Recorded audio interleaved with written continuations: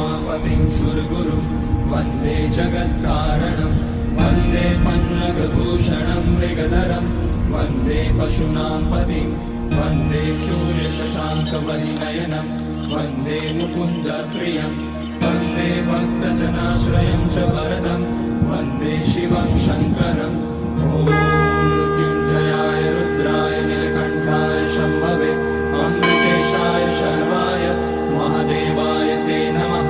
नमस्तेऽस्तु भगवन् विश्वेश्वराय महादेवाय त्र्यम्बकाय त्रिपुरान्तकाय त्रिकाग्निकालाय कालाग्निरुद्राय नीलकण्ठाय मृत्युञ्जयाय सर्वेश्वराय सदाशिवाय श्रीमान् महादेवाय नमः। ॐ नमः शम्भवाय च मयोपवाय च नमः शङ्कराय च मयस्कराय च